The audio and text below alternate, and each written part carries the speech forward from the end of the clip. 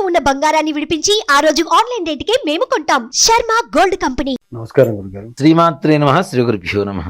గురుగారు, కార్తీక మాసం చివరి రోజు కార్తీక అమావాస్య.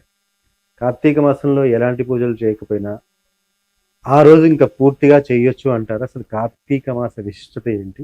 ఆ రోజు విధి విధానాలు, ఏ కార్యక్రమాలు చేస్తే మనకు కోరుకున్న కోరికలను నెరవేరి ఐశ్వర్యవంతులు అవుతారో తెలియదు. ఇప్పుడు అతి ఎక్కువగా జనాభా అనుభవిస్తున్నది ఆర్థిక ఇబ్బందులు, నరఘోష, అలాగే ఆరోగ్యం. ఇవే సమస్యలు ఇప్పుడు ఎక్కువగా ఉంటున్న వాళ్ళలో మిగిలినవి కొంతవరకు సంతానం, వివాహం, ఇవి కూడా ఉన్నాయి. కార్తీక మాసంలో బహుళ అమావాస్యకి ముందు 2 రోజుల ముందు మనకి మాస శివరాత్రి అని వస్తుంది. అది చాలా విశేషమైనటువంటి రోజు. ప్రతి నెల వచ్చేటువంటి శివరాత్రి కాబట్టి మాస శివరాత్రి అవుతుంది. కార్తీక మాసంలో మాస శివరాత్రి చాలా విశేషమైనటువంటి రోజు. ఇంకా ఆ రోజున కావచ్చు, ఆ రోజు కూడా కుదరలేదు అనుకుంటే కనీసం అమావాస్య రోజున కావచ్చు. మనం కార్తీక మాసం నెల రోజులు ఉపవాసం చేశామా లేదా తీసి పక్కన పెడితే కనీసం మాస శివరాత్రి రోజైనా లేదా అమావాస్య రోజైనా సరే ఒక్క రోజైనా ఉపవాసం చేయండి. దానివల్ల సంపూర్ణమైనటువంటి ఆరోగ్యం కలుగుతుంది. ముఖ్యంగా 1వ తారీఖు ఆదివారం, అమావాస్య, అనురాధ నక్షత్రం. మనం అంతకుముందు ఆదివారం, అమావాస్య, పుష్యమి నక్షత్రం కలిసి వస్తే ఆమార్క యోగం, పుష్యార్క యోగం అని చెప్పి మనం చేసుకున్నాం. అలాంటిదే మరలా అనురాధ నక్షత్రం కలిసి రావడం, అంతే ప్రభావవంతమైనటువంటి శక్తివంతమైనటువంటి రోజుగా ఆదివారం, అమావాస్య, డిసెంబర్ 1వ తారీఖున ఏదైతే అనుకుంటున్నామో ఆ రోజున కూడా సంపూర్ణమైనటువంటి యోగం కలుగుతుంది. ఆదివారం, అమావాస్య రోజున కూడా మనం ఏ గ్రామ దేవత ఆలయానికైనా వెళ్ళండి. శివాలయానికి వెళ్తాం, దీంతో పాటుగా ఏ గ్రామ దేవత ఆలయానికైనా వెళ్ళండి.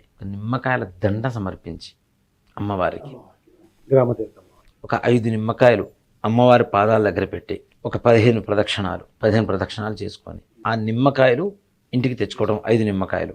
దీంతో పాటుగా ముఖ్యంగా తమలపాకు ఉంటుంది కదా, ఫ్రెష్ ఒక 2 ఆకులు తీసుకోండి, కొద్దిగా సున్నం పోయండి, జాజికాయ, జాపత్రి, లవంగాలు, 5 ఇలాచీలు అంటే యాలుక్కాయలు తాంబూలంగా చుట్టి అది మీ చేత్తో పట్టుకొని నిమ్మకాయల లోపల సమర్పించి అమ్మవారికి నిమ్మకాయల మాల సమర్పించి ఇది చేత్తో పట్టుకొని 15 ప్రదక్షిణాలు చేయండి అమ్మవారి గుడి చుట్టూ. అమ్మవారికి 15 ప్రదక్షిణాలు మొత్తం పూర్తయిన తర్వాత మీ మనస్సులో ఉండేటువంటి సంకల్పం ఏదైతే ఉంటుందో మనస్ఫూర్తిగా ఎక్కడ కూడా ఆత్మన్యూనత లేకుండా, నేను తక్కువ, నాకేం కావట్లేదు, ఇలాంటి బాధలు వదిలేసేయండి.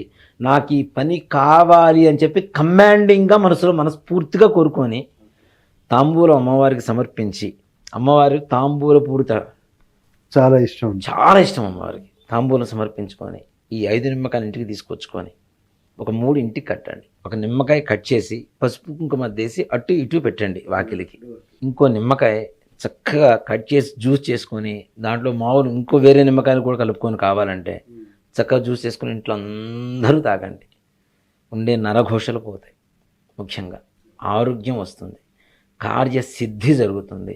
అమ్మవారికి తాంబూలం ఇస్తే, తాంబూలం వేసుకుంటే ఎంతైతే నోరు పండుతుందో మీ ఇంట్లో సిరుల పంట అంతకంటే ఇంకా మంచిగా పండుతుంది అని చెప్పడంలో ఏమాత్రం కూడా సంశయం లేదు.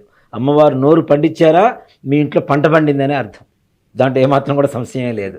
కాబట్టి అమ్మవారి తాంబూలం ఇచ్చాం కాబట్టి సిరుల పంట కలుగుతుంది. అందులో ఆదివారం, అమావాస్య, మనకి అనురాధ నక్షత్రం, గ్రామ దేవతల పరిపూర్ణమైనటువంటి శక్తులుగా మారుతారు. వాళ్ళు సంపూర్ణమైన శక్తులుగా మారుతారు. ఆ శక్తిగా ఉన్నప్పుడు ఒక్క చూపు మన వైపు పడిందా చాలు, మన జీవితం ధన్యం. మన జీవితంలో మరలా కష్టం అనేటువంటి మాటకి కూడా రావాలంటే కూడా కష్టంగా మారాల్సిందే. అంత దివ్యమైనటువంటి రోజుని మనం శివాలయానికి వెళ్తాం, పూజలు చేసుకుంటాం, ఇవన్నీ కార్తీక మాసం కాబట్టి చేస్తాం.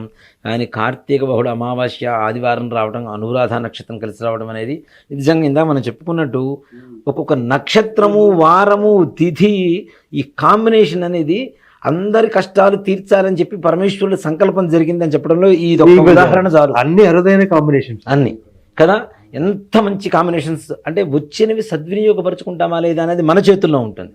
భగవంతుడు అవకాశం ఇస్తున్నాడు, అవకాశాన్ని మనం సద్వినియోగపరచుకోవాలి. ఇదంతా ఒట్టి ట్రాష్, మనం ఏం చేయక్కర్లేదు అనుకుంటే దానికి ఎవరేం చేయలేం, వాడి కర్మ ఇంకా అనుభవించాలని చెప్పి రాసిపెట్టున్నాం. కాబట్టి ఈ విధంగా చేయడం ద్వారా తప్పనిసరిగా నరఘోషలు పోతాయి, చక్కగా ఇంటికి ఉండేటువంటి దుష్ట సంబంధమైనటువంటి శక్తులు ఏవైతే ఇంట్లో ఉంటాయో అవి కూడా వెళ్ళిపోతాయి. మరి వంటి మీద ఉన్న ఇంట్లో ఉన్న పెద్దల అనారోగ్య స్థితి నుంచి ఆరోగ్య స్థితికి చేరుకుంటారు. చక్కగా ఇంట్లో ధనం లభిస్తుంది, ఐశ్వర్యం లభిస్తుంది, మనశ్శాంతి లభిస్తుంది. అమ్మవారు ఆ పరమేశ్వరుడు పరిపూర్ణమైనటువంటి అనుగ్రహం మన మీద సంపూర్ణంగా ఉంటుంది. కార్తీక అమావాస్య రోజు చేయాల్సిన చాలా చక్కటి పరిహారం తెలియజేశారు గురుగారు. ధన్యవాదాలు. శ్రీమాత్రే నమః. శ్రీ గురుభ్యో నమః.